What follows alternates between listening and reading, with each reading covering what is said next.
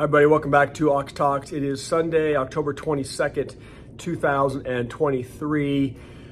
Just swung by the office for a bit this morning to get a few things done. It helps me a lot of times on the weekends to kind of come here when it's quiet, not a lot of stuff happening, the phones aren't ringing as much, and I can think through, what I want to do for the week, what I want to accomplish.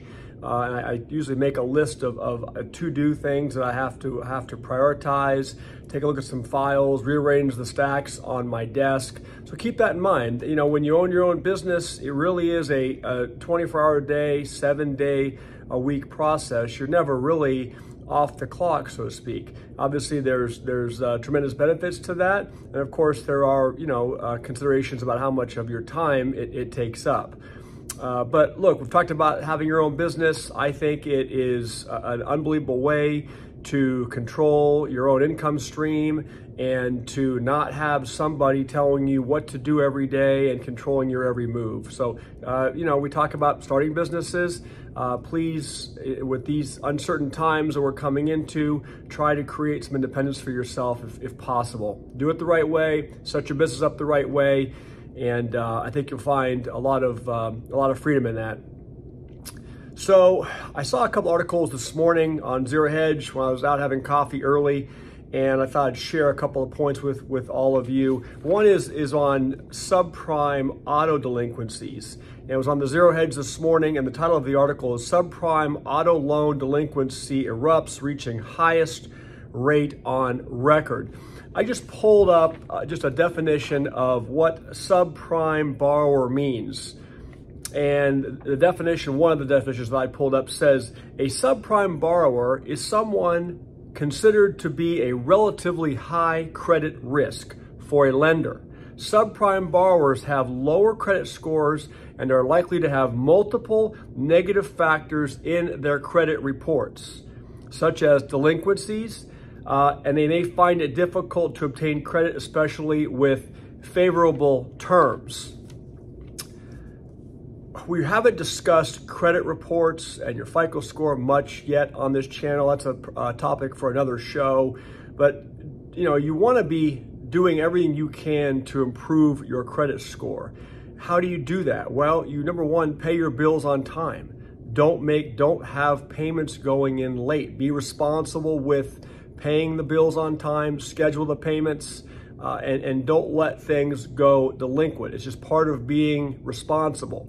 You want to carry, in my opinion, some things on your credit report so you build up a good credit history. Not having any revolving debt of any kind sometimes can be a drag as well on your credit score.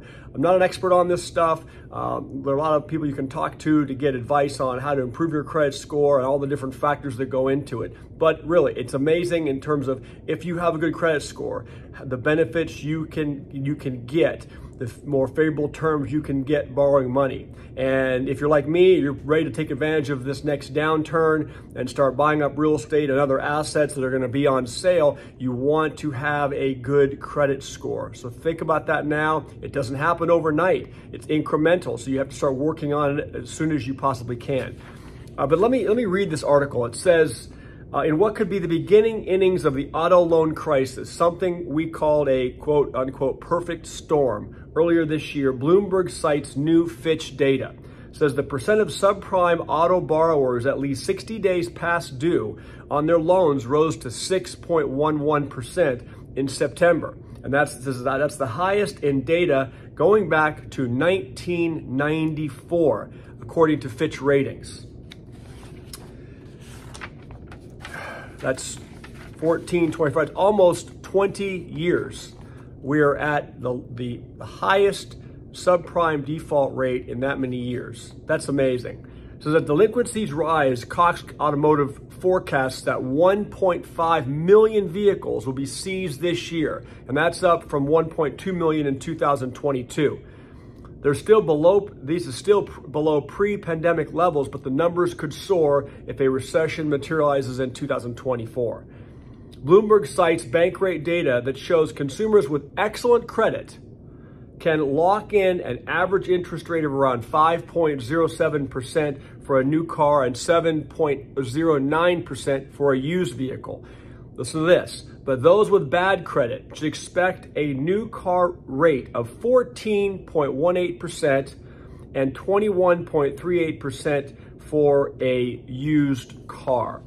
And look, this is the same thing that happened with the housing market in 2005, 6, and 7, is that we had subprime loans being made. The reality is these people should not be given loans. Yes, there are exceptions. There are situations that, medical things that come up that force you to have an amazing amount of debt, and that can, put you into this subprime category. So look, there are exceptions to every general rule. However, for the most part, these are people that are not being responsible with paying their bills on time. They're not showing up. They have a bad track record, and they're being given these loans. It's happening now in the car market that we're seeing, and it's going to start imploding. Interesting, I was having a vehicle serviced at a local dealership the last few days, and I was having a discussion with one of the top guys at the dealership, and was, inquiring about what's going on with the new car sales. And in this particular brand, it's Porsche, but in this particular brand, what this gentleman told me is that there is such a limited amount of some of these vehicles coming onto the market that they are literally selling these cars for $15,000, $20,000, $25,000 over the MSRP or the sticker price. And there's still a year-long or more wait to get these vehicles. That sat very interestingly with me, because I didn't understand how we can have a collapse in one portion of the market, yet you have in the other portion of the market, the higher end portion of the vehicle market, you have these things going for over retail. Now, you can tell me in the comments below, I don't know if this is across the board for higher line or more luxury vehicles, if that's what's happening. I just was found out in this particular brand of vehicle, that is what's happening, and that's the real on the ground information. So, usually you see the wealthier people pull back first and they stop spending. So why is that not happening, at least in this segment of the luxury car market? I don't know. Maybe you guys have some answers to that question. It has something to do, obviously, with demand. We see it in housing right now. Housing prices are staying buoyed because the supply is small and it's not able to fill the demand. So subprime borrowers, look, I don't want to beat up on any category of people, but, the ones that are responsible and pay their bills on time are the ones that should be granted these loans, are the ones that have a proven track record of repaying on time, and we wouldn't have a complete collapse again in a different type of a subprime market. The next article that I wanted to share, and it's indicative of where the consumers are at. Again, it was off the hedge this morning, and it says cardboard box recession, an ominous sign of faltering consumer, Schwab warns. Earlier this year, Charles Schwab analyst Jeffrey Kleintop says the U.S. was sliding into a cardboard box recession as consumers and small businesses were pressured by soaring interest rates and elevated inflation. And I read the article because I had never heard the term cardboard box recession. And the article explains what it is. It says, on Tuesday, Kleintop joined Morningstar's The Long View podcast to warn yet again that slowing demand for cardboard boxes is an ominous sign of a coming recession. It says the reason behind this view is that cardboard boxes are used to transport nearly every good in modern society. So when box demand falls, it's reflective of slowing purchases by consumers and businesses. My initial thought was it was referring to people not, getting cardboard boxes for moving trip, but it isn't. It's across the board. If you think about it, it makes a lot of sense.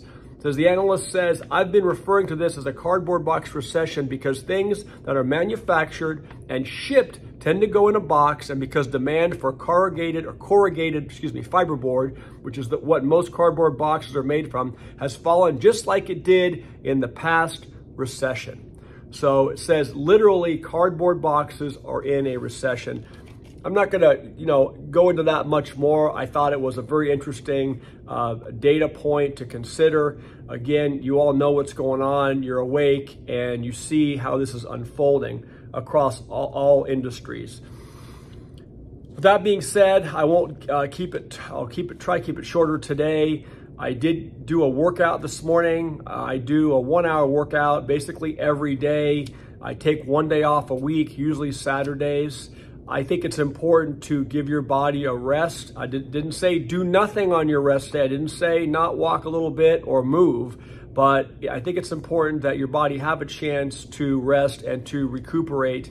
I like my Sunday morning workouts because they're kind of a culmination in the class I take, which is a full body workout. Usually on Monday we do a certain type of body part. Tuesday is legs, Wednesday is shoulders, Thursday is core day, Friday is arm day. I like that it broken up that way, but please keep your workouts going, keep your fitness levels there, and it doesn't take a lot. Like we said, if you're on vacation and you're not in your familiar surroundings, I was on vacation this summer and the house we were using had a nice pool. So I don't swim, but I jumped in the pool and I swam laps. I grabbed my kids' goggles and I swam laps every day. I do 100 push-ups in the bedroom in the morning, do some sit-ups, walk around the property. So you can improvise even if you're out of your regular daily routine. The last point to make today, and I'll do a whole nother video on this, is mistakes. I was with a friend last night and we were talking and his comment was about someone who's doing some stand-up show or something and how he didn't understand how these people can have the confidence to get up and speak in front of large groups of people or perform or whatever it is. And I said, well, number one, they've been doing it a long time, so they get comfortable. Repetition breeds comfort, okay? But the point also that I made is, and I think this applies to all of us, is you're going to make mistakes. If you're starting out a new business or you're starting in a new job, you're going to make mistakes.